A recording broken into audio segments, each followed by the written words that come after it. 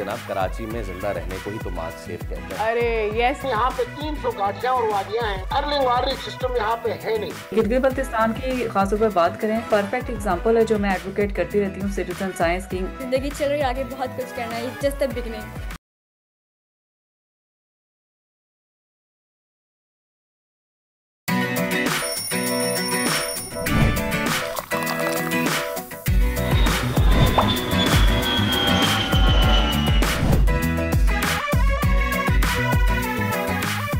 मानसरा इब्तिदाद में हवेलिया बाईपास पर लैंडस्लाइडिंग के बाद अहम शाहराहें बंद। पुलिस और रेस्क्यू की टीमें मुतासिर जगह पहुंच गईं। गलियात बाईपास पर ट्रैफिक मुअत्तल।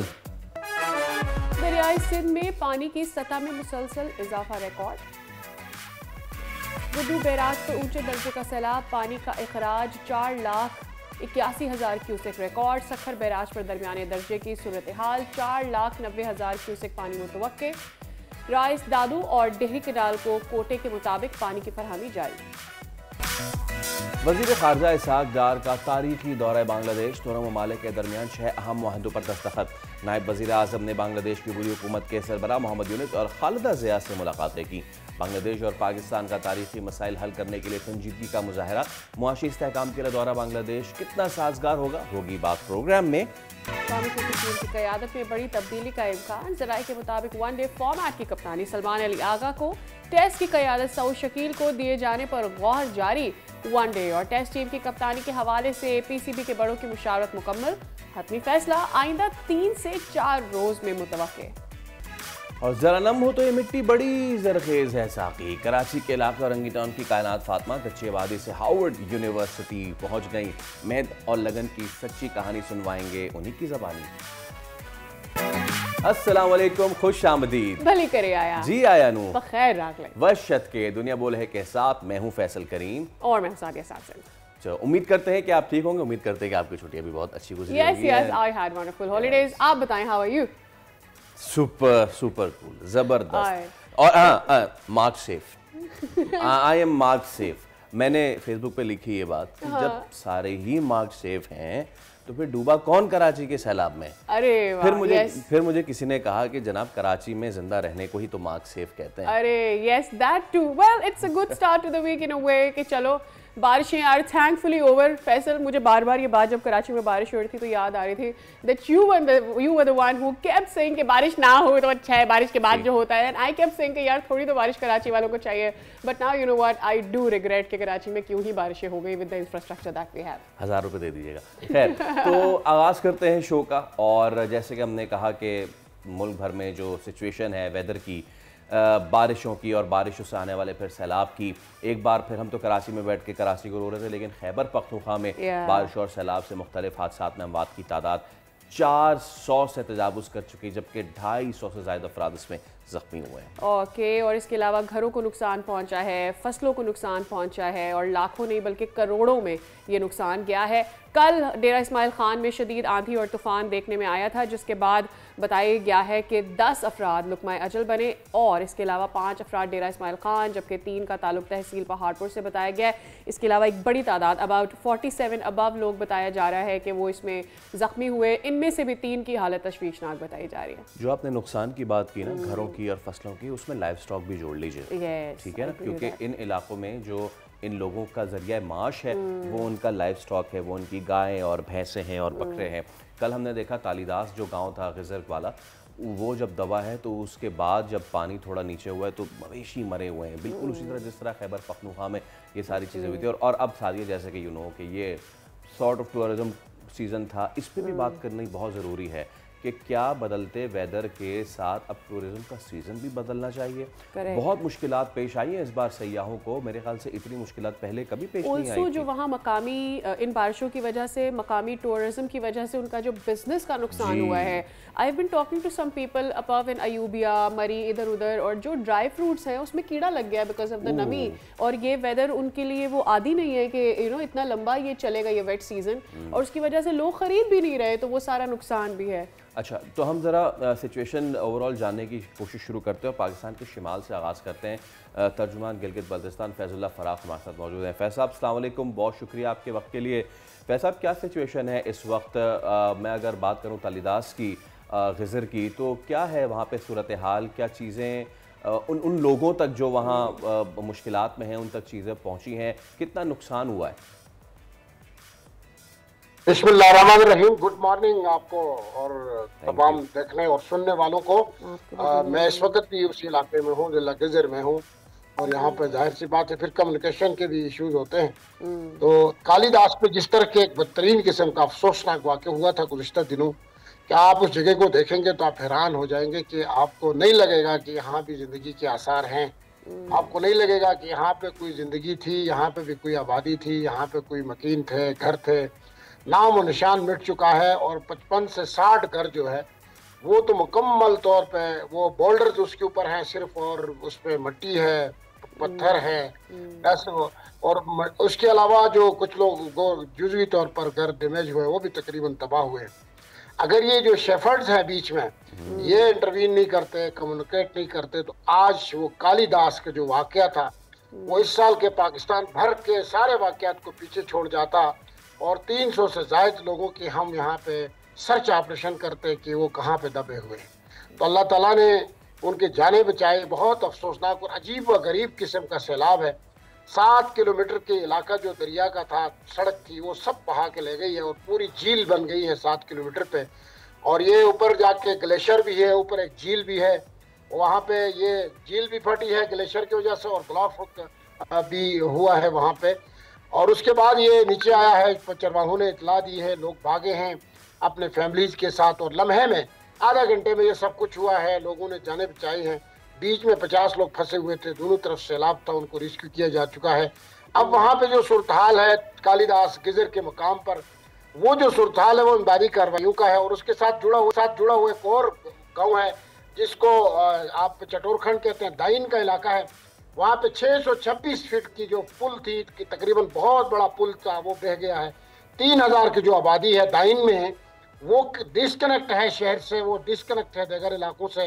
वज़ीर आला गिलगित बल्तिस्तान हाजी गुलबर खान साहब ने दाइन का भी विजिट किया है, कालीदास का भी विजिट किया है। अब ज़रूरत यह है कि दाइन वालों के लिए हंगामी बुनियादों पर पुल बनाने की ज़रूरत है, और कालीदास वालों के लिए एक नई बस्ती बनाकर उसको बसाने की ज़रूरत है। इब्तदाई तौर पर यहाँ पे पानी और बिजली की बहाली का काम जारी है।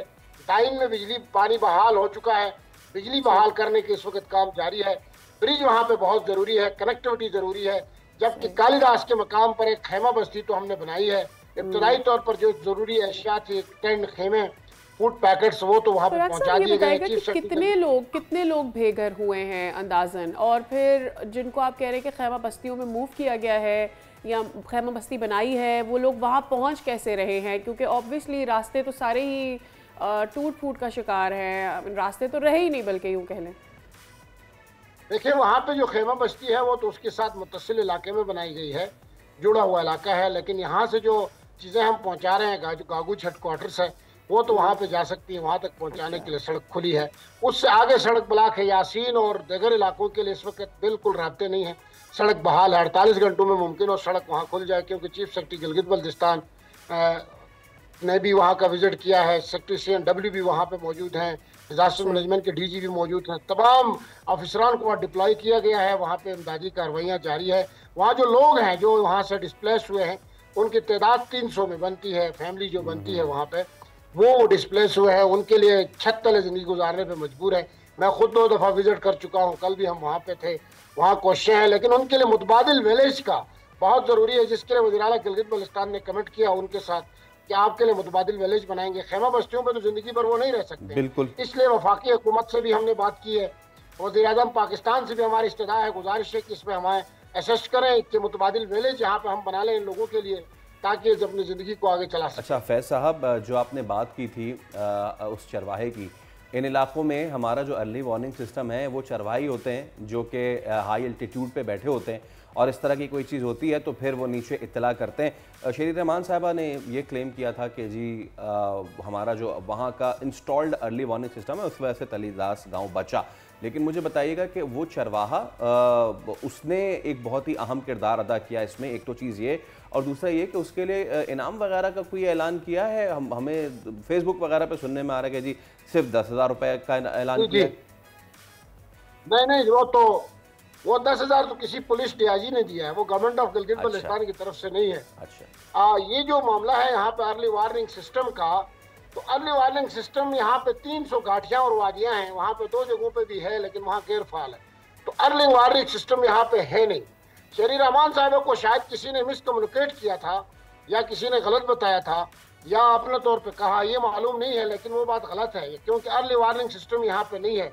अर्ली वार्निंग सिस्टम फाल नहीं है गिलगित बल्तिस्तान में, मेजॉरिटी इलाकों में फाल नहीं है, 90% इलाकों में अर्ली वार्निंग सिस्टम फाल नहीं है, जिसकी वजह से खदशात हैं। लेकिन अल्लाह ताला ने देखे बचाना था इन लोगों को, इन चरवाहों की मदद ली। 3 चरवाहे थे, उनकी नीचे आबादी भी थी, उनके घर भी कालिदास में मौजूद थे, उन्होंने बर वक्त इतला दी। और आप हैरत होगी इस बात पे आपको कि यहाँ पे वो जो लोग हैं वो हमें कहते हैं, मैं खुद चरवाहों से पैदल चल के जाके उनके घरों में मिला हूँ 3 घंटे पैदल चल के। उन्होंने खुद ये कहा कि दिन का टाइम यहाँ कोई मोबाइल सिग्नल नहीं था और रात एशिया के टाइम तक 20 मोबाइल सिग्नल नहीं थे। कहते हैं कि रात को यहाँ मोबाइल सिग्नल आया है। तो अंदाजा लगाएं ये एक मेरिकल था अल्लाह की तरफ से। और फिर वो बंदा जिसको नीचे गांव में इतला दी गई, वो एक मौलवी साहब है नजीमुल हसन, वो कहता है कि मैं रोज मोबाइल बंद करके सोता था और उसी दिन मैंने मोबाइल बंद नहीं किया, ऑन करके सोया, फिर मुझे बेल आई, मैं उठा। ये सब जो है ना एक डिवाइन था, अल्लाह ताला ने बचाना था। उन्होंने होशियारी दी, अल्लाह ने उनकी तौफीक में डाला, होशियारी किया, ईमानदारी किया। गवर्नमेंट ऑफ गिलगित बल्तिस्तान ने उनके लिए बड़े इनाम का ऐलान किया है और वो इनाम इधर हम नहीं दे सकते थे, इसलिए हालात ठीक होने के बाद वज़ीर आला सेक्रेटरीट गिलगित के अंदर उनके लिए एक पुरवकार तकरीब रखी जाएगी जिसमें इन तमाम हीरोज को हम बुलाएंगे। एक हीरो डाइन का है नासिर, जिसने वहाँ इंसानों की जानें बचाई। एक करीमुल्लाह बेग है हुंजा का, जिसने वहाँ 50 लोगों की जानें बचाई। और ये 3 शेफर्ड्स हैं जिन्होंने 300 लोगों की जानें बचाने में वसीला बने। इन सबको बुला के एक तमाम काबीना को बुलाएंगे, वज़ीर आला खुद मौजूद होंगे, पूरी हिरियारकी वहाँ पे होगी और हम एक ज़बरदस्त तकरीब रख के इनको ऑनर करेंगे और इनको इनामात भी देंगे, सर्टिफिकेट भी देंगे। बहुत शुक्रिया फ़राक साहब, आपने वक्त निकाला हमारे प्रोग्राम के लिए।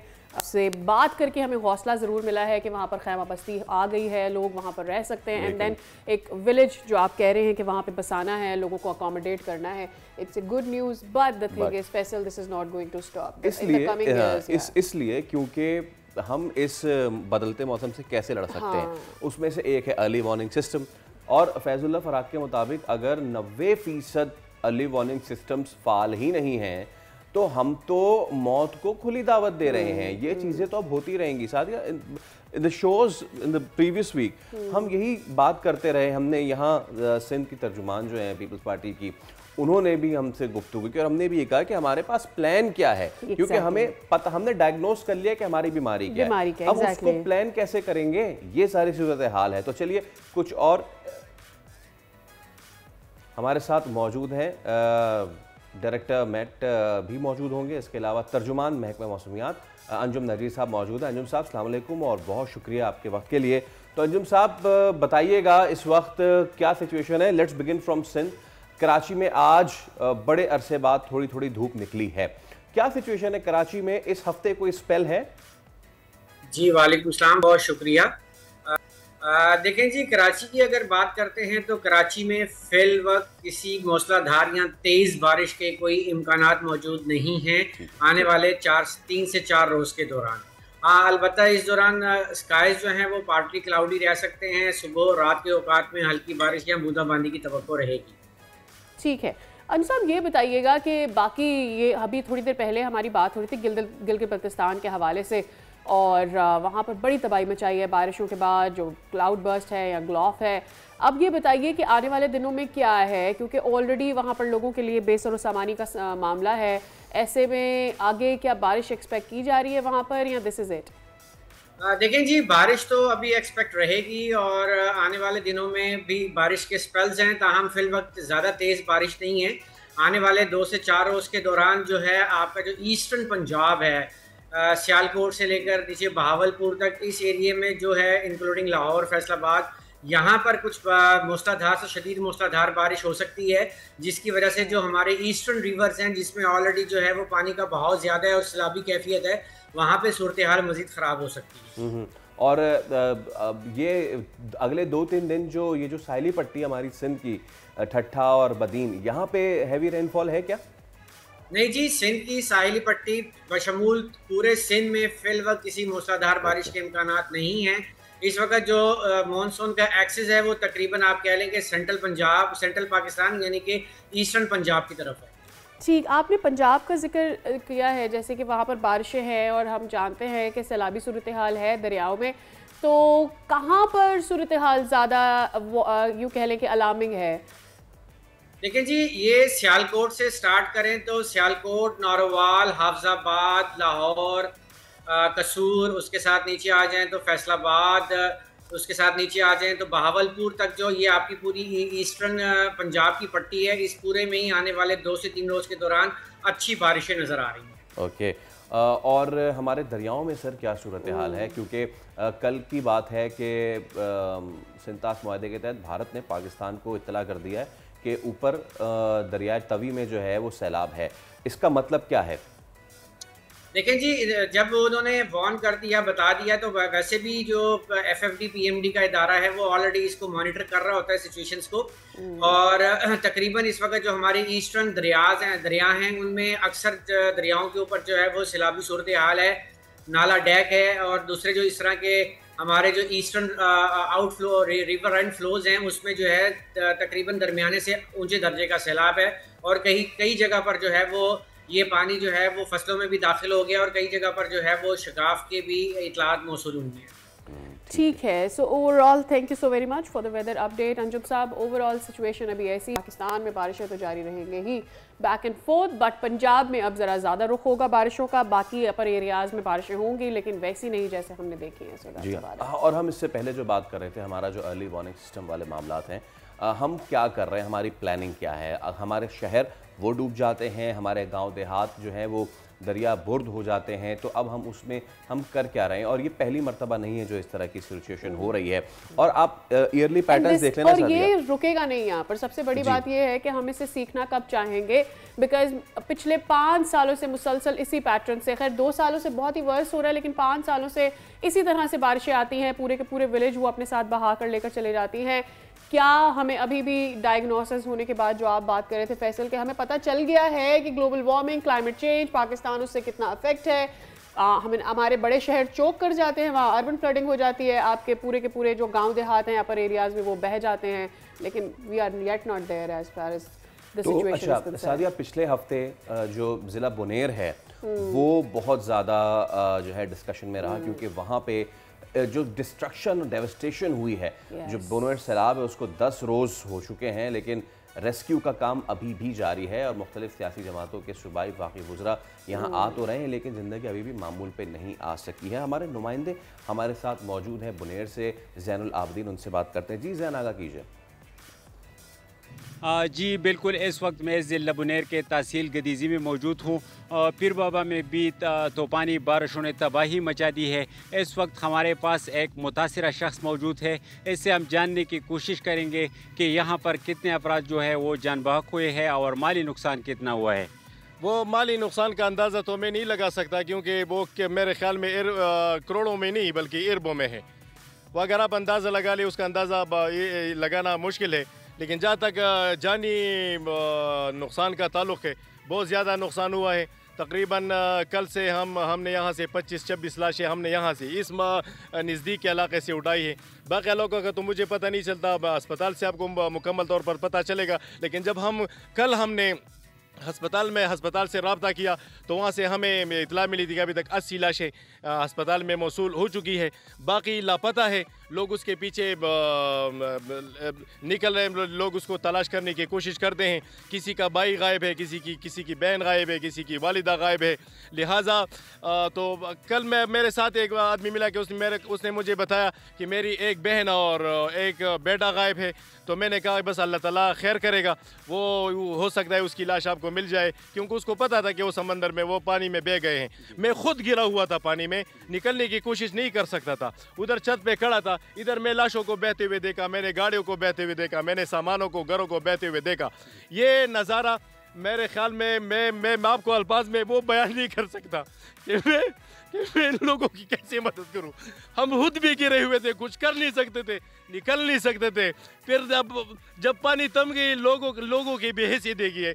हम लाशों में लगे हुए थे, लाशों को उठाने की कोशिश कर रहे थे। लोग सामानों को लेकर जा रहे थे, कोई फ्रिज पकड़ रहा था, कोई कूलर पकड़ रहा था, कोई सिलेंडर पकड़ रहा था, कोई मोबाइल पकड़ रहा था।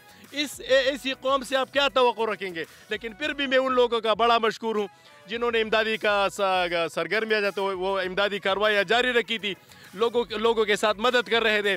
अच्छे लोग भी मौजूद होते, बुरे लोग भी मौजूद होते। बड़ा सानिया है, हुकूमत से क्या मुतालिबा है? अगर मैं आपको बताऊँ, खुदा की कसम, ये सूबाई हुकूमत का काम नहीं है। सूबाई हुकूमत, ज़िली हुकूमत कुछ नहीं कर सकता इसके लिए। सूबाई हुकूमत को दिलचस्पी लेनी चाहिए। इसके अलावा वफाक को इसमें खुसूसी दिलचस्पी लेनी चाहिए।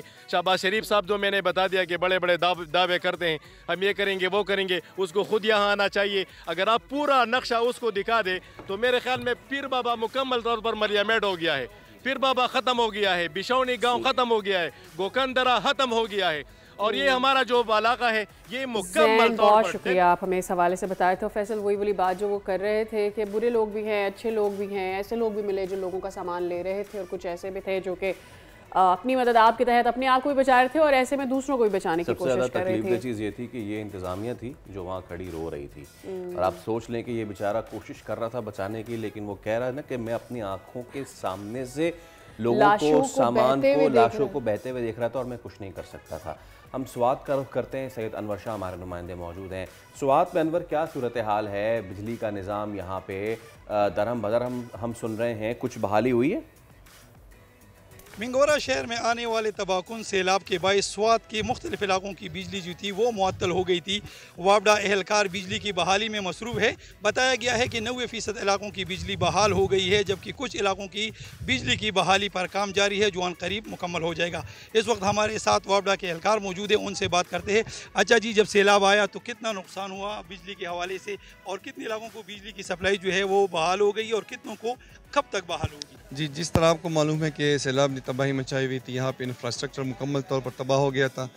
उसी सिलसिले में हमारी वापडा का जो जितना इंफ्रास्ट्रक्चर है, जितने पोल्स है, ट्रांसफार्मर्स है, सारे वो सैलाब की नज़र हो गए थे।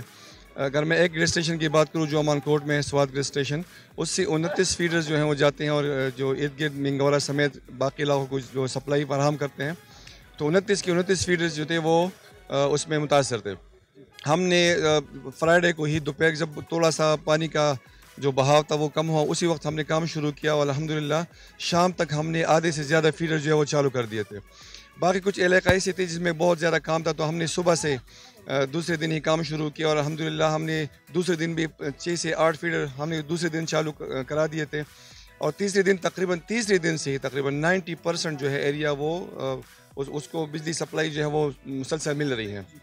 जो बुनियादी वजह है जिसमें हमें तकलीफ़ का सामना है और हमें मुश्किलात का सामना है, वो ये है कि आपको पीछे नज़र आ रहा है ये जो मेन लाइन है, इस पुल से लेके जो पुराना अड्डा है उस पुल तक, ये सारा दरिया के से जो हम उसको खोड़ कहते हैं उसके साथ ये सारा वो लाइनें जो हैं वो थी, और ये सारी जो है ना वो सैलाब की नज़र हो गई थी। और इस यहाँ पे तकरीबन 10 पोल थे, लेकिन 10 पोल में 4 फीडर्स के जो थे वो कंडक्टर्स जो थे, मेन तारें जो थी वो इसी से गुजर रही थी। तो इस वजह से जो संगर फीडर था, गुलकदा फीडर था, अजरंग फीडर था और हाजी बाबा फीडर था, वो मुतासर थे इस वजह से। तो हमने कोशिश की है, हमने उन सारे इलाकों को, जो ऊपर वाले इलाके इस तरह संगर का हो गया, गुलकदा हो गया, अजरंग हो गया, कुछ इलाका हाजी बाबा फीडर का हो गया, वो हमने दूसरे फीडर से चालू करा दिए थे। फिर लोग ये समझ रहे थे कि उन इलाकों को बिजली चली गई है जो दूर दराज के हैं और जो मिंगौरा शहर में हैं वहाँ बिजली नहीं है, लेकिन उनको ये मालूम नहीं था कि उनकी जो अपनी तारें हैं, वो मेन तारें जो ग्रिड से निकल रही हैं, वो सारी ख़राब हो गई थी। हमने इस तरह किया था कि जो संगर वाला इलाका था या गुलकदा वाला इलाका था, वो हमने STH जो सीडी शरीफ वाला जो हॉस्पिटल वाला फीडर है उससे चालू कराया था। तो रात को कुछ इलाका बाकी था जिसको हम कहते हैं ये कुकारेत से ऊपर वाला इलाका, हमने रात को वो भी उस पर डाला ताकि उनको भी थोड़ी सी सहूलत मिले और बिजली चालू हो। लेकिन रात को 1 बजे से फिर हमें शिकायतें मिलना शुरू हो गई क्योंकि फीडर ओवरलोड हो गया, तो वो फीडर भी ट्रिप हो गया। तो आज सुबह तक वो फीडर बंद रहा, सईदू हॉस्पिटल समेत वो बंद रहा। तो ये मुश्किलात हैं, हम मुश्किलात का सामना भी कर रहे हैं और हमें हमें ये शदीद एहसास है क्योंकि हम यहाँ के रिहायशी हैं सारे तकरीबन। अच्छा जी, बिजली की बंदिश की वजह से बेशतर इलाकों में पीने के पानी का मसला भी था, तो कितने इलाकों को बिजली की सप्लाई मुकम्मल हो गई और अब कितने इलाकों को बिजली की सप्लाई बहाल? जिस तरह आपने अपनी इंट्रो में भी कहा कि तकरीबन 90% बिजली जो है वो चालू हो गई। बिल्कुल आप सही कह रहे हैं, आपकी मालूमात बिल्कुल ठीक है, दुरुस्त हैं। अब जिन इलाकों में बिजली नहीं है वो आपको वो इलाके छोटे छोटे इलाके में आपको गिनवाता हूँ। मकान बाग हो गया। तो स्वात की सिचुएशन भी हमने देखी है और यहाँ पे कोशिश की जा रही है कि किस तरीके से बिजली बहाल की जाए, लेकिन कैसे होगी आपके सामने है। यहाँ पे चीज़ें ये इतने दुश्वार गुजार रास्ते हैं। एक तो यहाँ पे हाई एल्टीट्यूड एरिया, कितने मुश्किल से यहाँ पे बिजली पहुँचाई जाती है और उसके बाद जब सैलाब आके निज़ाम तलपट कर दे तो फिर दिनों लग जाते हैं और वही हो रहा है बहाली में। और एग्जैक्टली और जिस तरह का सैलाब था, स्वात ये नहीं भूलना चाहिए हमें फैसल के, this is not the first time, ये दूसरी दफ़ा है विद इन 1 सीज़न के उसने सैलाब देखा है। तो वहाँ पर कम बैक करना इतना आसान होगा नहीं। वेल, वेदर अपडेट और फिर उसके बाद आगे क्या करना है हमें, इस पर भी ज़रा बात करेंगे, दीगर इशूज़ को भी ज़ेर गौर लाएंगे, but before that we are taking a break.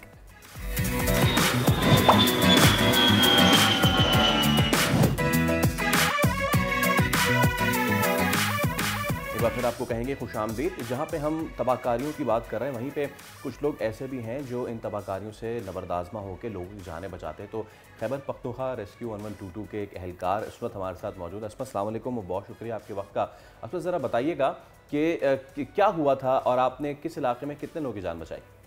बिस्मिल्लाहिर्रहमानिर्रहीम। सबसे पहले आपका शुक्रिया अदा कर रहा हूँ क्योंकि ये इतना बड़ा सानिया आया था हमारे स्वात में, जो क्योंकि आपको पता है कि पठान लोग जो है ना, वो आपको पता है पूरी दुनिया में मशहूर है कि वो बहुत मेहमान नवाज लोग हैं। क्योंकि वाक़या ऐसा आया था कि वो लोग टूरिस्ट थे, हमारे इलाके में मेहमान आए थे और क्योंकि हमारा उधर ड्यूटी भी था, क्योंकि हम रेस्क्यू 1122 टीम में एज द ड्राइवर हूँ। उस वक्त जो 26 जून को जो हादसा आया था वो सुबह हम घर पर थे, लेकिन हम इधर सिग्नल का भी मसला है क्योंकि इधर ट्रेनर काम नहीं कर रहे हैं। इसी वक्त हमारा मीडिया कोऑर्डिनेटर, स्टेशन कोऑर्डिनेटर है आसिफ साहब, उन्होंने वो खुद घर आकर कहा कि दरिया में इमरजेंसी है। जब हम उधर पहुंचे तो वो 15 लोग थे और उसी वक्त सिर्फ 6 बंदे खड़े थे और बाकी जो थे वो बह गए थे। जब हमने सिचुएशन को देख लिया और लोगों को देख लिया तो हमने बस रिस्क लिया कि अगर हम भी जाएंगे तो वो मसला नहीं, क्योंकि जिंदगी और मौत अल्लाह के हाथ में है। हमसे जितना भी हो सके हम अपना कोशिश करेंगे। उसी दिन हमारे साथ 4 लोग थे, इसमें एक HTV ड्राइवर था, 2 EMTs थे और एक जो था ना वो DR था हमारे साथ। उसी दिन हमारे साथ वो जो ड्राइवर है ना वो हमारे साथ नहीं थे, हम अकेले। सही। ये बताएं कि आपका काम किस नौयत का? वैसे तो आपने बता दिया कि आप ड्राइविंग करते हैं, बट क्या इससे पहले भी आप रेस्क्यू में हिस्सा लेते रहे हैं? ज़रा हमें बताइएगा अपने बारे में। दरअसल बात ये है कि सबसे पहले वो जो NDMA PDMA है ना, उनको चाहिए अगर आपको बर वक्त अलर्ट जारी कर दिया जाए, क्योंकि उसी दिन वो जो फ्लड आया था उसका किसी को इत्तला नहीं दी थी। अच्छा।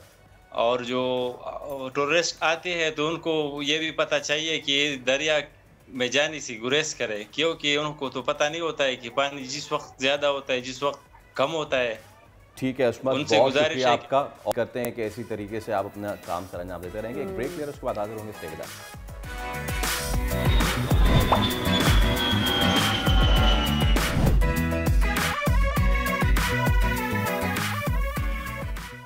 एक मरतबा फिर आपको कहेंगे खुशामदीद। कंटिन्यूइंग विद द डिस्कशन, मुल्क भर में जो इस वक्त सैलाबी सूरत हाल बरकरार है और हम इस वक्त यही सोच रहे हैं कि किस तरीके से इनसे नबरदाज़मा हो, किस तरीके से अपने आप को बचा सकें। बट अगेन वही बात है सादिया कि this is if not all man made then 50% हमारी ओवर 50%। ठीक है, ग्लोबल वार्मिंग की वजह से पाकिस्तान को नुकसान है, पाकिस्तान का ग्लोबल वार्मिंग में हिस्सा नहीं है, लेकिन हमें कोई 1/2 से ये पता है कि पाकिस्तान के साथ ये सिचुएशन हो रही है। दूसरा, हमारी जो अपर एरियाज़ है फैसल, जब हम वहाँ पर जाते हैं वहाँ पर आपको प्लानिंग नज़र नहीं आती है, and that is there since ever. मतलब और लोअर एरियाज़ में बहुत प्लानिंग नज़र आ रही है आपको। या लेकिन आप ये बात करते, सबसे ज़्यादा मुतासिर ग्लोबल वार्मिंग की वजह से या क्लाइमेट चेंज की वजह से वो एरियाज़ है ना, सो दैट इज़ वाई मैं ये बात कर रही हूँ कि वो सारे रास्ते जो सैलाब के दरियाओं के अतराफ जितनी भी आबादी है वो तो अफेक्ट हो रही है, लेकिन दरिया जिस तरह से अपना रुख बदलता है उसमें वो लोग भी अफेक्ट हो रहे हैं which are not on the way of दरिया। तो वो भी अफेक्ट हो रहे हैं और आने वाले दिनों में ये वर्स होगा बिकॉज ग्लोबल वार्मिंग बढ़नी है, कम नहीं होनी है। सो कंटिन्यूइंग विद द डिस्कशन, और जो फैजुल्ला फराग साहब ने बात की थी 90% अलर्ट सिस्टम जो है, अर्ली वार्निंग सिस्टम नहीं वो है, फाल ही नहीं है। माहिर माहौलियात मरियम शब्बीर हमारे साथ मौजूद है। मरियम अस्सलाम वालेकुम, thank you so much for your time. Maryam, if you remember, मैंने आपसे लास्ट वीक एक सवाल किया था कि आप एक निज़ाम का बता रही थी कि वहाँ पे लोगों को इंश्योरेंस मिलता है, वहाँ पे लोगों को उनका लॉस हो जाता है तो उसकी भरपाई होती है। और मैंने आपसे फिर पूछा था कि मरियम आप किस मुल्क की बात करें, तो आपने फिर उस मुल्क का नाम बता दिया था। पाकिस्तान में हमें बीमारी का पता चल गया भाई कि हमारा मौसम बीमार है, अब हमें करनी है दवा, लेकिन हम दवा नहीं कर रहे हैं। हालत यह है कि एक हमारी सेनेटर कहती हैं कि जी ये जो तलीदास ग़ज़र में हुआ है ये तो हमारे अर्ली वार्निंग सिस्टम की वजह से बच गए लोग, और वहाँ के तर्जुमान गिलगित बल्तिस्तान के आके कहते हैं कि नहीं नहीं नहीं नहीं ऐसी बात नहीं है, वो चरवाहों ने ही इन इलाकों में चरवाहे ही अर्ली वार्निंग सिस्टम है, और हमारे पास अगर वहाँ पे अर्ली वार्निंग सिस्टम इंस्टॉल्ड भी हैं तो 90% ऑफ देम गैर फाल हैं। इसका मतलब तो ये ना कि हम खुद ही मौत को खुली दावत दे रहे हैं। जी देखिए, पाकिस्तान में थ्रू आउट से ना सिर्फ नॉर्दर्न एरिया में बल्कि थ्रू आउट पाकिस्तान आपको अर्ली वार्निंग सिस्टम कोई इफेक्टिव नज़र नहीं आता है। हमारे पास जो मॉनिटरिंग स्टेशंस हैं एक तो बड़े कम हैं और कुछ जगहों पे जैसे आपने बताया हैं भी तो वो उस तरह से काम नहीं कर रहे हैं। तो आप देखें कि जो जिस तरह के वेदर पैटर्न्स आपके चेंज हो रहे हैं, मिसाल के तौर पर क्लाउड बर्स्ट की बात करें तो उसमें रेडार सिस्टम आपको चाहिए। रिवराइन फ्लड में ऑफकोर्स सिंतास माहिदा के तहत इंडिया ने इस पर कॉपरेशन का मुजाहरा किया तो एटलीस्ट इंफॉर्मेशन शेयर की। इसके अलावा आप ये देखें कि अर्बन फ्लडिंग जो आपकी होती है उसके अलग वाक़यात होते हैं। मतलब डिफरेंट इलाकों की तरफ आप जाते जाएं पाकिस्तान में तो आपको जो अर्ली वार्निंग सिस्टम है वो इफ़ेक्टिव नहीं है। एक तो मज़ीद मॉनिटर्स हमें चाहिए, इसके अलावा हमें जो है वो अर्ली वार्निंग सिस्टम को कम्युनिकेट इफ़ेक्टिव तरीके से भी नहीं किया जाता है। अभी देखें कि बताया ये जाता है एनडीएमए की एडवाइजरीज में और पीडीएमएस की कि इन इलाकों में बारिशें होने का इम्कान है, आप नकल मकानी कर लें, लेकिन उसके लिए इंतजामात आपको उस तरह से दिखते नज़र नहीं आते। अगर कुछ जगहों पर इक़दामात हों भी तो लोगों को वो कम्युनिकेट नहीं किए जाते हैं कि किधर लोगों ने जाना है, कोई डायरेक्शन नहीं होती, सब अपनी मदद आपके तहत ही इधर उधर निकलते हैं। इसी वजह से आपको ज़्यादा जानी नुकसान भी देखने को मिलता है। अभी गिलगित बल्तिस्तान की खासतौर पर बात करें तो ये परफेक्ट एग्जांपल है जो मैं एडवोकेट करती रहती हूँ सिटीजन साइंस की। ये बहुत ही बेस्ट हो सकता है कि आप किस तरह जो लोकल लोग हैं उनको इन्वॉल्व करके जो है सिटीजन साइंस का कॉन्सेप्ट इंट्रोड्यूस करवा सकते हैं। उसमें होता ये है कि जो आपके लोकल्स होते हैं जैसे ही उनको इन्फॉर्मेशन मिलती है वो पिक्चर लेके, वीडियो लेके, वॉइस नोट करके वो आपके क्लाउड में जो है वो अपलोड करते हैं और सारी लोगों को फिर कम्युनिकेट किया जाए कि ये एक ऑनलाइन सिस्टम है जहाँ से आप एक्सेस कर सकते हैं इंफॉर्मेशन को। तो वहाँ पे बीप एक तरह का अलर्ट जारी किया जाए कि ये यहाँ पे सैलाब आने वाला है, ताकि लोग जो है वो अपनी मदद आपके तहत भी निकल सकें। तो इस कॉन्सेप्ट को कहते हैं सिटीजन साइंस, जिसमें आप जो लोकल लोग होते हैं उनको इन्वॉल्व करते हैं, उनको ट्रेन करते हैं। पर्टिकुलरली गिलगित बल्तिस्तान की जैसे बात हो रही है तो आप देखें कि ग्लॉव जैसे प्रोजेक्ट जो है वो इंट्रोड्यूस करवाए गए थे यूएनडीपी के साथ मिलके, लेकिन उसमें हमें देखने को ये मिला कि बजट उसके अंदर था, उसमें मॉनिटरिंग स्टेशंस लगाने का भी था, उसमें आपके जो रिहेबिलिटेशन है फ्लड की उससे रिलेटिव भी काम था, लेकिन उसमें करप्शन आपको काफ़ी ज़्यादा जो है वो नज़र आई। जो पैसे इन्वेस्ट करने थे वो पूरी तरह से इन्वेस्ट नहीं हुए, क्योंकि हमारे पास प्रॉब्लम करप्शन के अलावा ये भी है कि हमारे पास प्लान नहीं होता है कि किस तरह से हम इम्प्लीमेंट कुछ करना चाह रहे हैं। यही पर एग्जांपल आपको मिलते हैं। राइट लोग सही काम के लिए सही लोग हमारे पास नहीं होते हैं, उसकी वजह से लॉसेस ज़्यादा होते हैं। अच्छा, एक तो मरियम ये है कि जी हम ये अलर्ट सिस्टम डालकर कितने लोगों को बचा सकते हैं, ये वन पार्ट ऑफ इट है।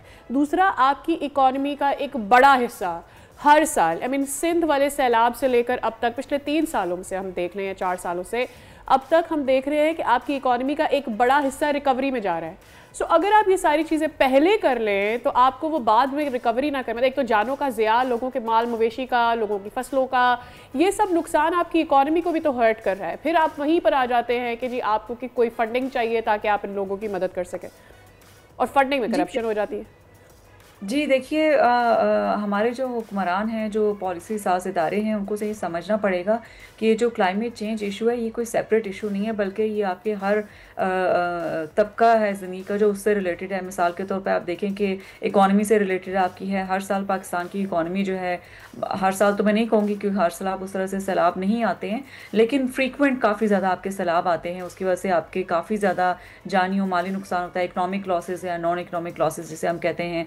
थोड़ी देर पहले मैं आप ही के सेगमेंट में देख रही थी कि जो मदद करने वाले थे वो रो पड़े थे, तो ये एक ट्रॉमा का इम्पैक्ट उनका था जो वो बता रहे थे कि एक मजबूत मर्द किस तरह से रो पड़ा था। मैं स्टीरियोटाइप नहीं करना चाह रही, मर्द भी बिल्कुल रो सकते हैं, उनके भी इमोशंस होते हैं। मैं बात ये करना चाह रही हूँ कि आप देखें कि नॉन इकनॉमिक लॉसेज में आपका बहुत सारे लोग ट्रॉमा से गुजरते हैं, जो पूरे पूरे ख़ानदान जिनके चले जाते हैं, जिनने अपने ज़िंदगियाँ लगाई होती हैं पैसा जमा करके अपना घर बनाने में, वो सैलाब में बह जाते हैं। बिजनेसेस लोगों के चले जाते हैं, तो लोगों की मेंटल हेल्थ बहुत ज़्यादा इफेक्ट होती है। तो उस पर बिल्कुल बात नहीं होती, ना ही उस पर पाकिस्तान में ये जो आफात आती हैं उस पर काम किया जाता है। एक तो उस पर काम करने की ज़रूरत है, क्योंकि एक हेल्दी माइंड होगा तो एक हेल्दी मुआशरा आपका होगा। इसके अलावा आप देखें कि जो रेजिलियंस है उस पर काम करने की ज़रूरत है, आपकी मिटिगेशन पर, प्रिपेयर्डनेस पर काम करने की ज़रूरत है। आप देखें कि हमें इस किस्म के इंफ्रास्ट्रक्चर को बनाने की ज़रूरत है जो कि क्लाइमेट शॉक्स को आपके एब्जॉर्ब कर सके। और उसके लिए सबसे पहले ज़रूरी ये है कि थ्रू आउट जो है वो ये जो आफात हुई हैं, इसके बाद हमारे इदारों को चाहिए कि एक मैपिंग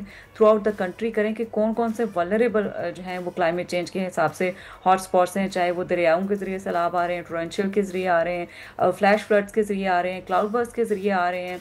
तो उसके ज़रिए आप मैपिंग करके आइडेंटिफाई करें कि ये जगह वल्नरेबल हैं और फिर लोगों को रीलोकेट करने का इंतज़ाम करें। ये सिर्फ ना बताएं कि ये वल्नरेबल हैं, यहाँ पे आप ना बसें। ये तो 2010 के सैलाब के बाद भी लोगों को बताया गया था कि दरिया के किनारे घर ना बनाएं, लेकिन उनको ऑल्टरनेट नहीं दिया गया, उनको कंपनसेशंस नहीं दी गई। वो कहाँ लोग जाएँ, क्योंकि ऑलरेडी उनके नुकसान हो चुके होते हैं।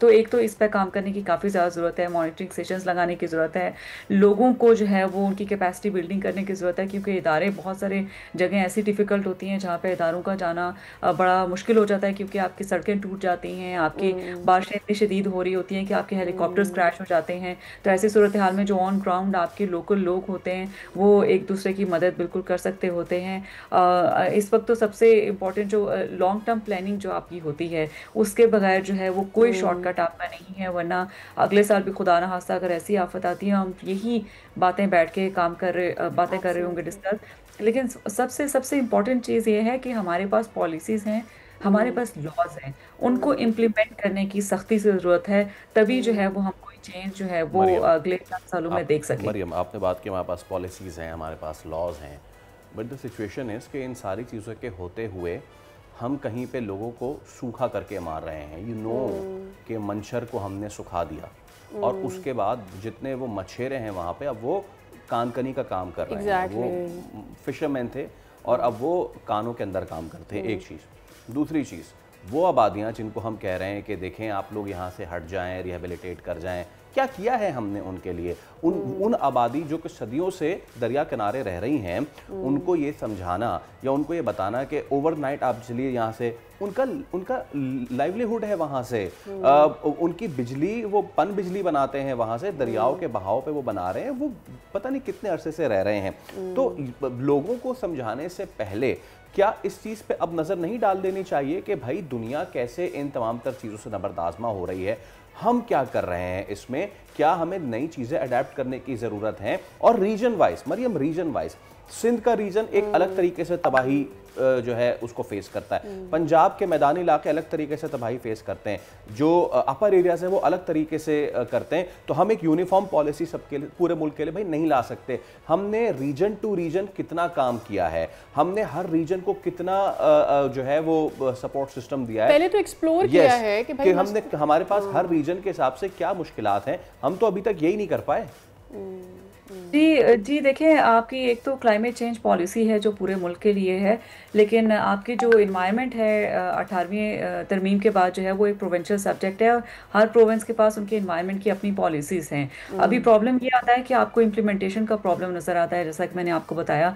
अब ये देखें कि पॉलिसी एक तरह का आपका डायरेक्शन होती है उसको इन्फोर्स करने के लिए, लेकिन उसके लिए आपके पास लॉज उस तरह से प्रोविंशियल लेवल पर आपको नज़र आते नहीं हैं करने के लिए। जहाँ तक बात यह है कि दुनिया इसमें क्या कर रही है, मेरा ख्याल है कि हमारे पास कुछ इंडिजिनस लोकल लेवल पे हमारे पास कुछ ऐसे एग्जांपल्स मौजूद हैं जिनको रेप्लिकेट किया जा सकता है। इसकी एक मिसाल ये है कि आप देखें कि कराची में एक खातून है, वो घरों की गई थी, जो सैलाब अगर आए भी या हीट वेव्स आपकी आती भी हैं तो वो क्लाइमेट चेंज के मुताबिक जो है वो आप ठीक है, लेकिन लोग अपनी तौर पर तो बहुत कुछ करते हैं। मतलब अपर एरियाज में भी आप जाके देखें तो वो जिस तरह से वो शेपर्ड वाली मिसाल या चरवाहे वाली मिसाल हम सब दे रहे हैं कि उसकी वजह से काफ़ी लोग बच गए, लोग अपने घरों से बाहर निकल आए। इस तरह से कराची ले ले, लाहौर ले ले, बड़े छोटे शहरों में इसी तरह की सिचुएशन होती है कि लोग अपनी मदद आपके तहत या अपनी रिसर्च के तहत काम कर रहे हैं। But at the end of the day सूबाई हुकूमत क्या कह रही है, फेडरल गवर्नमेंट क्या कह रही है, आपका लॉन्ग टर्म पॉलिसी प्लान क्या है? एब्सोल्युटली। ब्रेक ले लो, उसके बाद हाजिर होते हैं।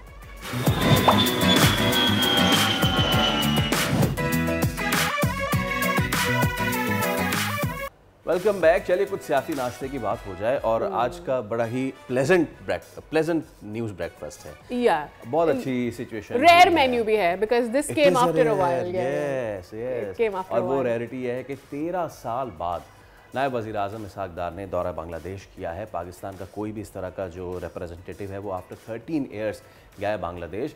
6 अहम मुआहदों पर दस्तखत हुए हैं। बिल्कुल। और बांग्लादेशी जो वज़ारत ख़ारजा हैं उनके स्पोक्स पर्सन ने ये बताया है कि जो दो तरफ़ा ताल्लुकात हैं इन मुलाकातों में उसे मज़ीद मजबूत बनाने पर इत्तफ़ाक़ हुआ है और साथ ही साथ जो हमारे सेम इंटरेस्ट हैं उन पर भी तबादला ख्याल हुआ है। वेयर एज़ पाकिस्तान और बांग्लादेश ने इक़्तिसादी और तजारती रवाबित को फ़रोग़ पर भी जोर दिया है और निजी शोबे के अहम किरदार को भी उजागर किया है। सो नायब वज़ीर आज़म ने बांग्लादेश की उबूरी हुकूमत के सरबराह मोहम्मद यूनुस से मुलाकात में की है और इसके अलावा खालिद ज़िया से भी मिले हैं, जिसमें उन्होंने खालिदा ज़िया से भी मिले हैं और सूरत हाल समेत उनकी खैरियत भी दरियाफ्त की है, ऑल दैट के सब। बट द फैक्ट इज़ कि we long had a stagnant relation with Bangladesh और वहाँ पर हिलजुल है, अच्छी हिलजुल है, which is a good sign for both the countries. अच्छा, अब इसमें कुछ पॉजिटिव, एक आदि नेगेटिव तो नहीं कहूँगा, लेकिन द बांग्लादेशी हुकाम are stuck in the past.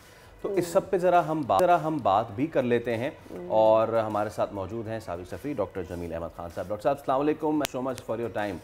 So beginning with the thing, बर्फ़ सिर्फ पिघल नहीं रही है बल्कि अब गर्मजोशी बढ़ती जा रही है दो बरादर इस्लामी ममालिक के दरमियान। Your initial comments on that, फिर मैं आपसे दीगर सवाल करता हूँ। इसमें बिल्कुल कोई शक नहीं कि वो जज्बा जो शुरू से मौजूद था बांग्लादेशी भाइयों बहनों में, वो जज्बा दोबारा उभर के आ रहा है। उन जज्बों को दबा के रखा गया था, उन जज्बों को कर्ब किया गया था, खासतौर पर हसीना वाजिद और उससे पहले अवामी लीग की जो नुमाइंदगी रही है उस मुल्क में। लेकिन जब उनके ऊपर से जुल्म सितम हटाया गया उसके बाद उनके वही पाकिस्तान के जज्बात वापस आ गए हैं और इन जज्बात के पेश नज़र मैं उस बात पर भी आता हूँ कि उनकी कुछ 2-3 गुजारिशात हैं जिसको कि पहले भी हमने एड्रेस किया है और अब भी चाहेंगे हम करना। लेकिन ये है कि ये मौका बड़ा अच्छा है और इस मौके पर हमने अगर ये प्लेटफॉर्म और ये जज्बे को सही मानों में उसको रेसिप्रोकेट नहीं किया, उसका जवाब उसी अंदाज में नहीं दिया, तो ये इंडिया हमारे पीछे पड़ा हुआ है। वो चाहता है कि किसी न किसी तरीके से वहाँ कोई पेचीदगी पैदा करे, कोई ऐसा शोशा खड़ा कर दे जिससे कि ये ताल्लुकात खत्म हो जाए। अब मैं आ जाता हूँ सीधा पॉइंट इसहाक डार के, और उससे पहले कि चाइना, बांग्लादेश, पाकिस्तान, ये ट्रायो मीटिंग पहले हो चुकी है चाइना में और उसके अलावा जो जियो पोलिटिकल लैंडस्केप है, उस जियो पोलिटिकल लैंडस्केप में मंजरनामा तब्दील जो हो रहा है उसमें बांग्लादेश, पाकिस्तान, मालदीव और बाकी ममालिक जो है उनकी अहमियत बढ़ रही है चाइना के लिहाज से। ये दौर एशिया का दौर है, ये सेंचुरी दुनिया में कहा जा रहा है कि एशिया की सेंचुरी है और पाकिस्तान और बांग्लादेश साउथ एशिया में बहुत कलीदी, बहुत अहम मुल्क है और मुस्लिम ममालिक के लिहाज से देखा जाए बहुत बड़ी ताकत है दोनों मुल्क मिला के। तो उस लिहाज से अब आ जाते हैं इसहाक डार के इस मामले पर। इसहाक डार की इस विजिट में अच्छी एक वो हमें ऑप्टिक्स मिली है, बहुत बेहतरीन ऑप्टिक्स मिली। मेरा भी इंटरेक्शन हुआ कुछ डिप्लोमेट से बांग्लादेश की और बांग्लादेश के आए हुए डेलीगेशन से, और जस्ट 2 दिन की बात है पहले की, उस पर मैं बाद में आता हूँ। लेकिन पहले ये है कि ये रीजनल प्रॉस्पेरिटी की बात हुई है ये बहुत बड़ा एक माइलस्टोन है हमारे लिए। और इसमें रीजनल कोऑपरेशन की बात हुई है, रिवाइवल ऑफ कनेक्शंस की बात हुई है, वही जिस कनेक्शन का मैंने जिक्र किया कि जिसको जुल्म और सितम के जरिए दबा के रखा गया था।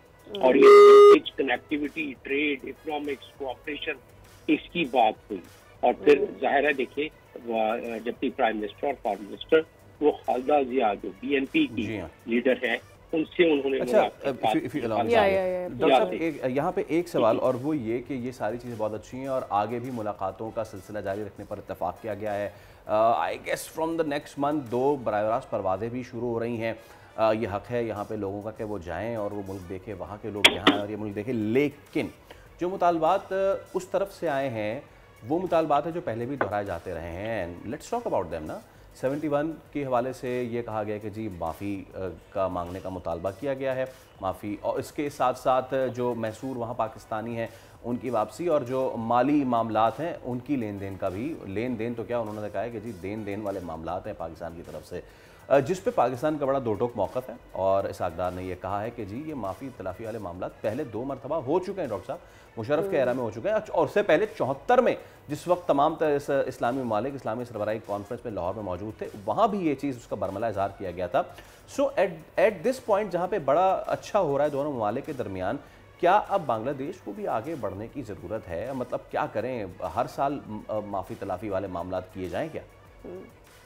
अच्छा डॉक्टर, इसमें ये भी जमील साहब ऐड कर दीजिएगा, वो मेरे जहन में ये बात आ रही थी कि इंडियन प्रॉक्सी, उनकी पॉलिटिक्स में इन्वॉल्वमेंट और बार बार पाकिस्तान को ह्यूमिलिएट करने की ख्वाहिश, उसका भी अमल दखल है ऑब्वियसली। इंडिया तो करेगा, इंडिया ने सब कुछ खो दिया, इतनी बड़ी इन्वेस्टमेंट की वहाँ लोगों पर, वहाँ इंफ्रास्ट्रक्चर पर, वहाँ के निज़ाम पर, वहाँ के सिस्टम पर इंडिया ने, वो तो सारा हो गया उनका, तो वो तो चाहेगा कि वापस लौटे। हसीना वाजिद को उन्होंने मेहमान बना के और उसकी पूरी टीम को इसीलिए रखा हुआ है, कोई ना कोई शरारत तो होती रहेगी। हसीना वाजिद की एक बहुत बड़ी जमात है, उस जमात को मिला के तो ये जो हम गुफ्तगू कर रहे हैं अच्छे मरासिम के, उसको खराब करने की तो इंडिया कोशिश करेगा। हमने क्या करना है अब? अगर हम इस पे अटक जाएं कि ठीक है, अगर वो कहते हैं कि माफी मांगी, हम कहते हैं हमने तो मांग ली, वो कहते हैं आपने लफ्ज इस्तेमाल किया रिग्रेट का जनरल मुशर्रफ ने, अच्छी बात है, हम सराहते हैं इस बात को, लफ्ज इस्तेमाल कर रहे हैं अपॉलॉजीज को। वो कहते हैं कि 4.6 बिलियन डॉलर के हमारे असासाजात आपके पास रह गए, आपने वापस नहीं किए हमें इंडिपेंडेंस पर, उसको अगर अपॉलॉजीज कर लेते हैं तो हम उसको भी भूलने को तैयार हैं। ये तमाम चीजें हैं, ये तय हो सकती हैं। देखिए मैं आपको बताता चलूं, एक मैं आपको आधे मिनट में बता देता हूँ ताकि नाज़रीन क्लियर हो जाएंगे कि ये बंगाली लीडरान थे जो 1906 में पाकिस्तान मुस्लिम लीग को जिन्होंने बनाया, ये बंगाली थे, ये उनकी औलाद से आप बात कर रहे हैं, जो जिन्होंने लड़ा किया जिना के साथ मिलकर, ये वही लोग हैं जो 1919 से लेके 24 तक खलीफा मूवमेंट में साथ देते रहे, ये वही लोग हैं जिन्होंने 14 पॉइंट का नुक्ता बनाया इनके साथ, कायदे आज़म मोहम्मद अली जिन्ना के साथ। सरवर्दी कौन है, AK फजलुल हक कौन है, ख्वाजा निजामुद्दीन कौन है, ये बानियानियां, ये इन्होंने तहरीकें चलाई हैं, तो ये उनकी औलाद से आप बात कर रहे हैं, जो हमारे भाई भी हैं, हमारे हम मजहब भी हैं, हमारे मुल्क के लोग थे, इत्तेफाक से वो हमसे जुदा हुए। दुनिया में ऐसी मिसालें मौजूद हैं कि मुल्क एक दूसरे से जुदा हुए फिर जुड़ गए, तो हम कोई एक निराला काम नहीं कर रहे हैं। और इसका मैं आपको पहली दफा मिसाल भी देता चलता हूँ, आप देखें कि बहुत सारी जगहों पर रिकंसिलिएशन हुई है, उसमें साउथ अफ्रीका है, रवांडा है, अर्जेंटीना है, चिली है, सल्वाडोर है, अल सल्वाडोर है, ठीक, बहुत शुक्रिया जमील साहब, वक्त की कमी वांटेड कि हम इस पर ज़रा और आपसे बात कर सकें, but this is an on going thing और इस पर मज़ीद आपसे बात होगी। फिल वक्त के लिए आपका बहुत शुक्रिया। Let's bring some positivity in the show. और औरंगी टाउन की कायनात फातिमा है और जो गुलशन ज़िया में रहती थी, यहाँ पली बढ़ी, लेकिन अपनी मेहनत और लगन, उस्तादों की तवज्जो और वालिदैन की दुआओं से आज हार्वर्ड यूनिवर्सिटी में अपने वालिदैन और असातिज़ा का मान बनकर पाकिस्तान का नाम रोशन कर रही हैं। कायनात हमारे साथ मौजूद है, but before I begin conversation with कायनात, देयर इज़ वन थिंग जो कि इस वक्त सोशल मीडिया प्लेटफॉर्म्स पर सादिया चल रहा है, और वो ये कि जी औरंगी से उठी और वहाँ चली गई। ये देखने वालों को मैं ये बता दूं कि औरंगी टाउन कराची का वो इलाका है जहां से NAD और डाव की बसें भर के निकला करती थी। Yes, there used to be a slum, लेकिन वहाँ से जो तलबा हैं उनकी तादाद कभी भी कम नहीं हुई है। तो वो जो लोग जिनको अंदाज़ा नहीं, जिनको मालूम नहीं है, उनकी मालूमात के लिए मैंने चीज़ बता दी है। खैर, कायनात हमारे साथ मौजूद हैं। कायनात अंसारी, बहुत शुक्रिया, thank you so much for your time. और how are your days going in Harvard? Thank you for having me. They're going good. It's very intensive, but I'm doing good, alhamdulillah. How are you? ज़बरदस्त, absolutely fine shine. मैंने अपनी बात के आगाज़ में ना कायनात इसीलिए कुछ चीज़ें क्लियर कर दी कि औरंगी टाउन को ना थोड़ा सा डाउन प्ले किया जा रहा था on some digital media platforms and all. वो सब पता नहीं पाकिस्तान के बाहर से जो लोग ताल्लुक़ रखने वाले वो ये समझ रहे थे कि यार पता नहीं औरंगी क्या है, कैसा है। But I have seen from my own eyes, I have got my relatives over there जो कि NAD और DMC और SMC में पढ़ने वाले बच्चे औरंगी से बहुत बड़ी तादाद में पढ़े लिखे बच्चे निकले हैं। But please share your story please कायनात, किस तरीके से आपने आगाज़ किया, what were your early days like, और फिर योर जर्नी टू हार्वर्ड? हाँ, अच्छा आपने क्लियर तो कर दिया औरंगी का, लेकिन मैं एक बात बता दूं कि भले औरंगी से बच्चे पढ़ के निकलते हैं, लेकिन वो जिस तरह पढ़ के निकलते हैं ना, बहुत जद्दोजहद लगती है, बिकॉज की आबादी बहुत ज़्यादा पसमानदा है। और गुलशन ज़िया का तो बिल्कुल, वहाँ पर तो अभी 5 साल पहले गैस आई है। जब हम लोग वहाँ पे शिफ्ट हुए थे, वहाँ पर हम खाना बनाने के लिए वहाँ पर लकड़ियाँ होती थी, तो बिजली भी नहीं थी वहाँ। तो वो हम बिल्कुल उसको डाउन प्ले नहीं कर सकते। Yes, Orangi is a Pasmanda इलाका, लेकिन वहाँ के बच्चों के पास बहुत पोटेंशियल है, तो इस वजह से वो NAD की जो ना बसें भर भर के वहाँ से निकलती भी हैं। तो मेरा ताल्लुक भी औरंगी से, मैं वहीं पली बड़ी। मेरी इब्तदाई तालीम जो थी वो क्या कहते हैं, पहले गवर्नमेंट स्कूल से हुई, फिर मिरेकुलसली मेरी ज़िंदगी में TCF आ गया, which is probably a lot of people know. वो एक NGO स्कूल था। फिर मैंने वहाँ पर अपनी 3 साल मैंने तालीम हासिल करी, मैंने वहाँ से मैट्रिक किया, और फिर जो है ना क्या कहते हैं, मैं वहाँ से निकला। लेकिन जो सबसे बड़ी जो मेरी मेन स्ट्रगल थी वो तो थी तालीम अफोर्ड करना, क्योंकि मैं गवर्नमेंट स्कूल में पढ़ती थी और वहाँ की तालीम बहुत ज़्यादा क्या कहते हैं जो है ना पसमानदा थी, और हम चादरों बैठ के तो पढ़ते थे, टीचर्स भी नहीं आते थे। लेकिन उसके अलावा बीइंग अ वुमेन, मेरे ख़ानदान में औरतें पढ़ती नहीं थी बिल्कुल भी, और मुझे भी बताया जाता था कि आप बस कुछ साल के बाद आपकी शादी कर देनी है। लेकिन मेरे पेरेंट्स का था कि नहीं, बच्चे को पढ़ाना है, मुझे मेरी बहन को भी। तो बस वहीं से जो है ना पेरेंट्स को सपोर्ट मिला, फिर आगे लोग मिलते गए, कारवा बनता गया। Now into Harvard, which still feels like a dream. अभी यकीन नहीं होता कभी कभी, लेकिन ज़िंदगी चल रही है, आगे बहुत कुछ करना है, just the beginning. It is Indeed. आप मुझे बता रही थी जो सरकारी स्कूल हैं, ऑल्दो के प्रोविंशियल गवर्नमेंट ना बड़ा इसमें वो लेती है प्राइड के जी देखें सरकारी स्कूल इतने अच्छे हैं। वो हमें ज़रा देखने वालों को ये बताइए कायनात, ये बात ठीक है, अच्छी बातें तो बतानी चाहिए, लेकिन बुरी बातें भी लोगों को बतानी चाहिए। सरकारी स्कूल किस तरह के होते हैं और क्या सिचुएशन होती है? अगर कंपेयर मैं करूं, आपने एक NGO स्कूल में भी पढ़ा, वहाँ का एजुकेशन क्वालिटी और एक सरकारी स्कूल एजुकेशन क्वालिटी इस आज के 2025 में, 24 में, 23 में, 2020 में क्या है difference? Without being too political, मैं आपको एक छोटी सी क्या कहते हैं एग्जाम्पल बता सकती हूँ कि मेरे साथ क्या हुआ था कि how I one got into TCF। तो जब मैं TCF में जाने से पहले ना, मेरे भाई और मैं वहीं पे पढ़ते थे। मैं 8वीं जमात में थी और मेरा भाई 6ठी जमात में था। तो मुझे मेरे बाबा किसी ने बताया कि यहाँ पे एक स्कूल खुला है, अपने बच्चे को वहाँ पे दाखिला करवा दें, क्योंकि जाहिर सी बात है वो मेरा सोचते भी नहीं थे ख़ानदान वाले कि बच्चे को पढ़ाएंगे कि नहीं पढ़ाएंगे। तो मैं जब TCF का टेस्ट देने गई, और वो मैं अपने भाई के लिए गई थी, मेरा इरादा भी नहीं था वहाँ जाने का। तो जब मैंने जब स्कूल देखा, और मैंने तो I M became a huge fan, और मैंने अम्मी से ज़िद करी कि मुझे बस यहीं पढ़ना है। क्या है मेरे पेरेंट्स, मतलब लाइब्रेरी देखी है, टीचर्स को मैंने पहली मरतबा देखा है। मैंने पहली मरतबा देखा है कि क्लासरूम छोटे थे और टीचरें ज़्यादा थी। गवर्नमेंट स्कूल में मैंने देखा था हम लोग 82 लड़कियाँ होते थे और एक टीचर आती थी सिर्फ पीरियड्स को पढ़ाने के लिए। और जब मैंने TCF ने जिद वद करके अम्मी को मना लिया कुछ करके, जब टेस्ट लिया तो मैं टेस्ट में फेल हो गई थी TCF के। उन्होंने बोला आप तो हमारी नैन के लिए रेडी भी नहीं है। तो मैंने उनको जिद करके बोला, मैंने कहा no I don't want to go back, क्योंकि मुझे यहाँ की लाइब्रेरी, मैंने कभी लाइब्रेरी भी नहीं देखी थी मेरी ज़िंदगी में। तो वो मैंने जिद किया, उन्होंने बोला ठीक है हम आपको नैन में तो नहीं लेंगे, आपको अपनी जमात जो है रिपीट करनी पड़ेगी। तो they took me back into 8th grade, क्योंकि मैं रेडी भी नहीं थी। जब मेरा साइंस का पीरियड हुआ TCF में, तो वो टीचर जो पढ़ाई थी वो एटम्स था, मॉलिक्यूल्स थे, और मुझे कुछ समझ में नहीं। आप सोचिए एक 8वीं जमात की बच्ची आई है गवर्नमेंट स्कूल से, और उसको ये भी नहीं पता कि अलजबरा क्या होता है या एटम्स क्या होते हैं, मॉलिक्यूल की रट्टा में मार के पढ़ा था सब कुछ 8वीं जमात तक के। फिर TCF ने बहुत मेहनत करी मेरे ऊपर, and I am very grateful कि जो मैं 3 साल वहाँ गुजारे, it prepared me to actually compete in a Pakistani base scholarship.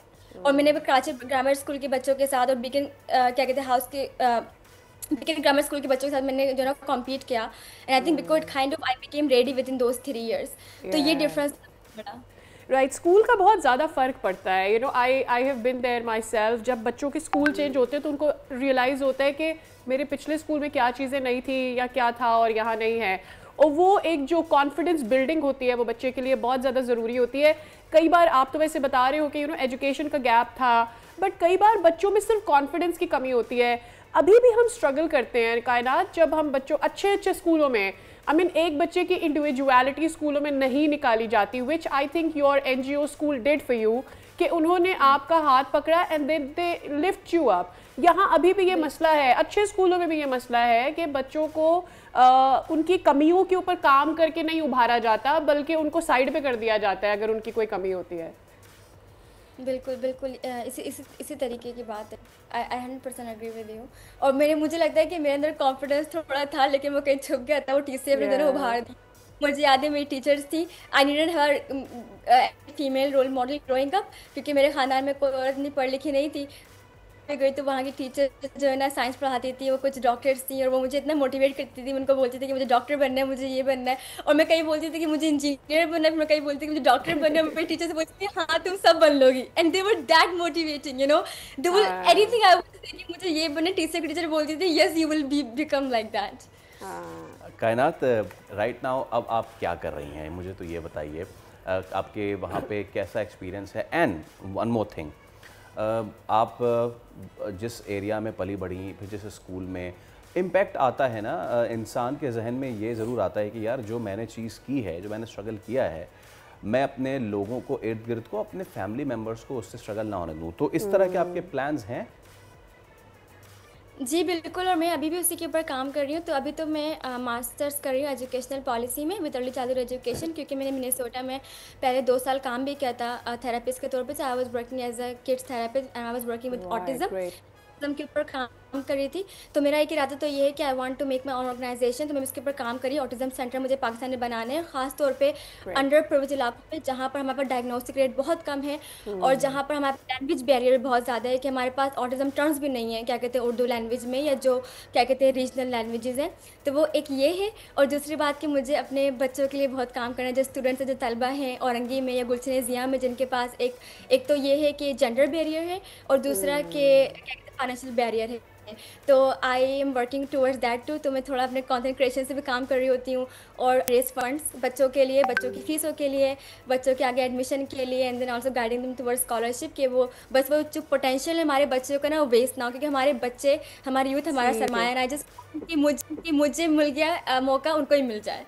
Right, thank you so very much कायनात। आपको हमारे साथ होने के लिए हमें जितनी खुशी है ना, it's wonderful to have you on the show. और फैसल मेरे ज़हन में आया था, जब कम्युनिटी किसी बच्चे के लिए कुछ करती है, दैट बच्चा comes back and serves the community. This is how it keeps going. ये रिपल इफेक्ट होता है। ये करना चाहिए हमें कि हम लोगों को उठाएं so that they can lift others, you know. यही कुछ मिसालें जो बार बार हमें इस मुल्क और इस शहर और इस सूबे पे बिलीव करने पे बार बार आमादा करती हैं। चलिए इसके साथ एक ब्रेक लेते हैं, दोबारा हाजिर होंगे। Stay with us.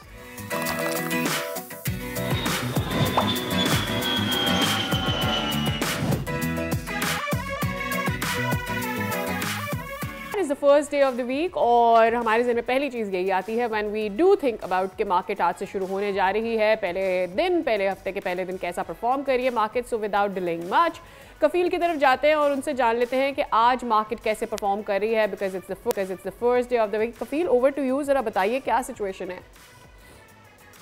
वीक है मार्केट का। मार्केट में जो सेंटीमेंट खासा पॉजिटिव था और तकरीबन 600 पॉइंट का इजाफा हुआ था मार्केट में और 1,50,89 पॉइंट्स का मार्केट हाई बनाया था आज।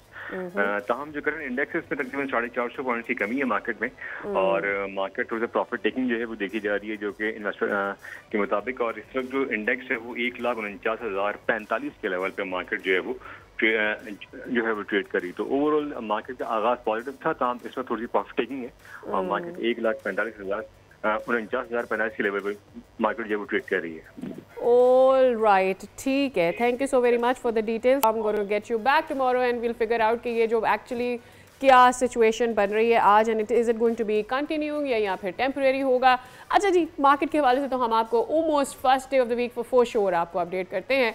अब ज़रा बात कर लेते हैं कि चोर पुलिस की जो कहानियाँ होती हैं वो अक्सर हम सुनते हैं, मगर अब कराची में पुलिस वाले घर में बड़ी डकैती हो चुकी है। हाँ, मतलब आपको हैरानगी होगी, कराची के इलाके डिफेंस में सीनियर सुपरिटेंडेंट ऑफ पुलिस हैं तौहीदुर रहमान और तर्जुमान हुकूमत सिंध सैयदा अकरबा के घर डकैती की वारदात हुई है और डाकू घर से बताया जा रहा है कि 90 लाख रुपए मालियत के डॉलर्स और ज्वेलरी, फिर मोबाइल फ़ोन समेत बहुत सारा सामान लेकर फ़रार हुए हैं। काशान हमारे साथ मौजूद हैं। पहले तो समझने की कोशिश करते हैं कि DHA जैसा इलाका जहाँ पर एक्चुअली सिक्योरिटी गार्ड्स खुद होते हैं, घरों के गार्ड्स खुद होते हैं, गेटेड होता है, ये हो कैसे गया? काशान बताइए, ये वाकया पेश कैसे आ गया है? गाड़ी उसका इस्तेमाल कर रहा था। पुलिस हुकाम का इस हवाले से इब्तदाई तफ्तीश के मुताबिक चोरी में घर के मुलाजिम मुलविस लगते हैं। पुलिस की जानिब से ये दावा किया गया है जिस टाइम पे वारदात करने के लिए चोर अंदर दाखिल हुए उस टाइम पे उनका पर्सनल गनमैन जो कि सैयदा अकरबा फातिमा है, तर्जुमान है हुकूमत की, उनका पर्सनल गनमैन था, वो राइफल अपने तकिए के नीचे रख के सो रहा था। मुलजिमान अंदर आए और बाआसानी उन्होंने पूरे घर का सफाया करा, अहले खाना को यरगमाल बनाया, उसके बाद बाआसानी डिफेंस के रास्ते से फरार हो गए। लेकिन कहने का मकसद ये है कि पुलिस एहलकार के घर में वारदात बजाना ये बड़ा अलमी है, फिर पुलिस के लिए भी बात है कि अपने आला फरान के घर पर वारदात हो गई। लेकिन अब तक हम देख रहे हैं 2 रोज वारदात तो गुजर गए, ये वारदात में कोई भी पेशरफ सामने नहीं आई। दूसरी जानिब वज़ीर दाखिला सिंध की जानिब से भी वाक़े का नोटिस दिया गया, पुलिस की से भी वाक़े की तफ्तीश जो है वो उसका दायरा वसी कर दिया गया है। इसी हवाले से ये अजीब सी बात है। मैं अगेन मतलब DHA जैसे इलाके में वारदात हो जाना, किसी पुलिस वाले के घर में वारदात हो जाना यहाँ आम है। घरों के अंदर CCTV कैमराज होते हैं, 2 दिन में कोई अपडेट नहीं आई, कोई डेवलपमेंट नहीं हुई। बिल्कुल ऐसी है। पुलिस हुकाम की जानिब से इब्तदाई तौर पर CCTV कैमरास की फुटेजेस भी हासिल कर ली गई हैं, क्राइम सीन को भी महफूज बना लिया गया। लेकिन वारदात पुलिस की आलम सच्चे घर में हो जाए, सवाल तमाम मामला जो पुलिस हुकाम की जानिब से भी डिस्क्लोज नहीं किया जा रहा। पुलिस हुकाम की जानिब से पुलिस जराये के मुताबिक मुल्जिमान के चेहरे जो है वो शिनाख्त करने के लिए उनका डाटा जो है नादरों को भेजा गया है कि किस तरह मुल्जिमानों ने वारदात करी, उनके चेहरे की शिनाख्त के जरिए जो है मुल्जिमान की गिरफ्तारी को यकीनी बनाया जाएगा। लेकिन पुलिस के आला अफसर हैं, SS रैंक के अफसर हैं, ग्रेड 19 के अफसर में ये वारदात 90 लाख रुपए के डॉलर के घर में मौजूद था, कौन मौजूद था। जी काशान, ये तो चलिए ठीक है कि CCTV होनी चाहिए, सारी चीज़ें।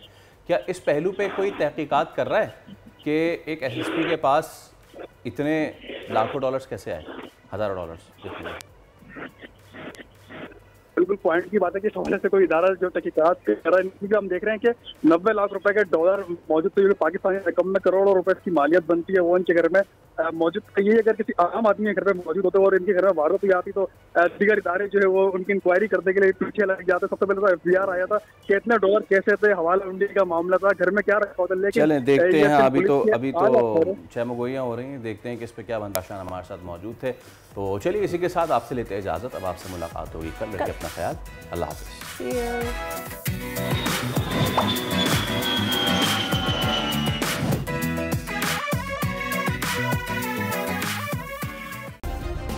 सब्सक्राइब करें और बेल दबाएं ताकि कोई खबर रह न जाए।